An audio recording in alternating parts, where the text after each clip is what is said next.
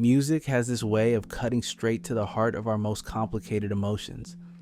And when it comes to Marceline's songs in Adventure Time, they don't just tell us what happened, they show us exactly how heartache feels from the inside out. Her music becomes this raw, unfiltered window into the kind of pain that reshapes you. And honestly, that's what makes her character so compelling.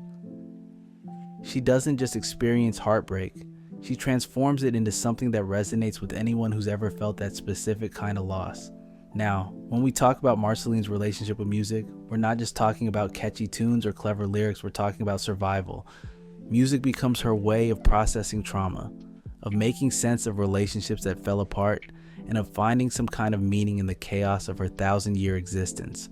Every song she writes carries the weight of her experiences, but it's not just about what happened to her, it's about how she carries those experiences forward.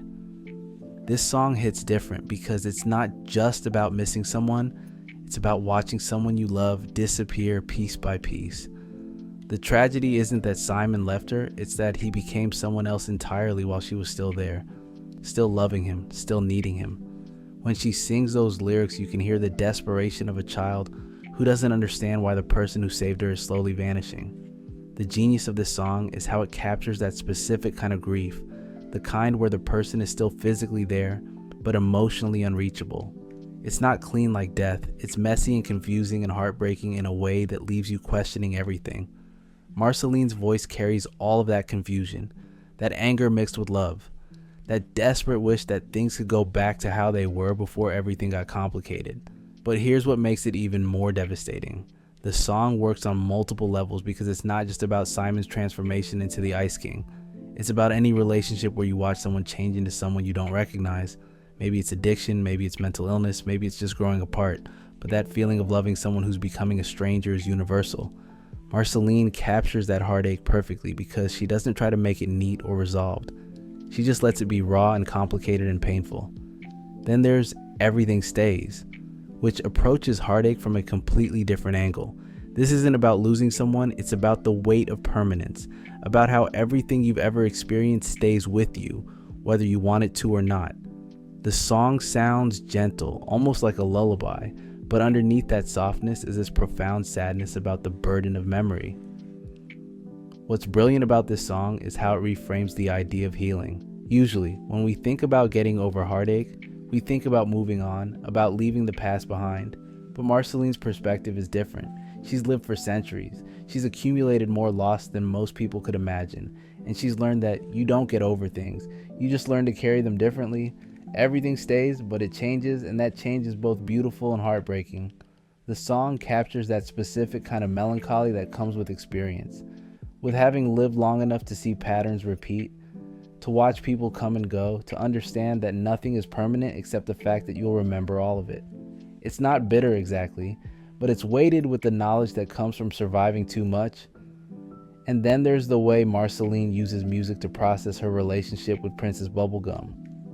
Their history is complicated, full of unspoken feelings and missed opportunities, and the kind of hurt that comes from loving someone who can't or won't love you back the way you need them to. When Marceline sings about their relationship, she's not just processing romantic heartache, she's working through the specific pain of loving someone who's fundamentally different from you. The song she writes about bubblegum and what was missing is aggressive, angry, almost vindictive, but underneath that anger is hurt. The kind of hurt that comes from feeling like you weren't enough, like you were too much, like you were never going to be the right kind of person for someone you desperately wanted to be right for. The music becomes her way of expressing feelings that are too complicated for regular conversation. What makes this even more powerful is how it reflects real relationship dynamics. Sometimes the people we love the most are the ones who hurt us the most. Not because they're cruel, but because they're operating from a completely different emotional framework.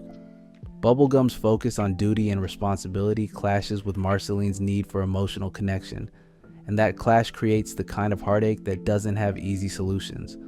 But here's where Marceline's music becomes truly profound. It's not just about expressing pain, it's about transformation.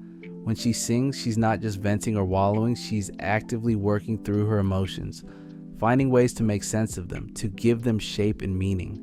The act of creating music becomes a form of emotional alchemy, turning raw pain into something that can be shared, understood, and ultimately transcended. This is why her collaboration with Finn and Jake in Marceline's Closet is so significant. When she teaches them her songs, she's not just sharing music, she's sharing her process for dealing with difficult emotions. She's showing them that heartache doesn't have to be something you suffer through alone, that it can be transformed into something that connects you to others rather than isolating you. The beauty of Marceline's approach to heartache is that she doesn't try to minimize it or rush through it. She sits with her feelings, she explores them, she gives them space to be complicated and contradictory. Her music reflects this complexity, never offering easy answers or simple resolutions. Instead, it offers something more valuable, the recognition that heartache is part of the human experience, that it's not something to be fixed, but something to be understood and integrated. What's particularly striking about her musical expression is how it evolves throughout the series. Early songs are more raw, more immediate, more focused on the specific pain of particular losses. But as the series progresses, her music becomes more reflective, more philosophical, more focused on the bigger picture of what it means to love and lose and continue existing. This evolution mirrors the way real people process grief and heartache over time. The sharp edges of immediate pain eventually soften into something more manageable, but the experience never disappears entirely.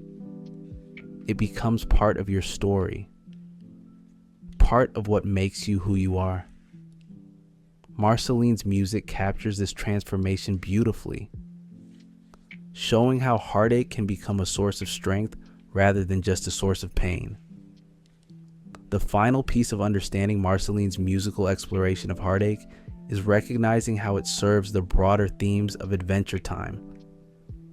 This isn't just a show about a boy and his dog having adventures, it's a show about growing up, about learning to deal with loss and change and the complexity of relationships. Marceline's music provides a template for how to process these difficult experiences with honesty and creativity. Her songs don't offer false comfort or easy solutions. They don't pretend that love is simple or that heartache is temporary. Instead, they offer something more valuable, the recognition that these experiences are universal, that they're part of what makes us human, and that they can be transformed into something beautiful and meaningful through the act of creation. This is why Marceline's music resonates so deeply with audiences. It's not just entertainment, it's emotional education. It's showing viewers that it's okay to feel complicated feelings, that it's okay to take time to process difficult experiences, that it's okay to find your own ways of making sense of the world. In the end, Marceline's exploration of heartache through music is about more than just personal expression. It's about the power of art to transform pain into connection, to turn individual suffering into shared understanding, to create beauty from the raw materials of human experience. Her songs become a bridge between her internal world and the external world, allowing others to understand not just what she's been through, but how she's learned to carry it forward. And that's the real gift of Marceline's music. It doesn't just document heartache, it transforms it. It shows us that our most painful experiences don't have to define us or destroy us. They can become the foundation for something beautiful, something that connects us to others and helps us make sense of the complicated business of being alive.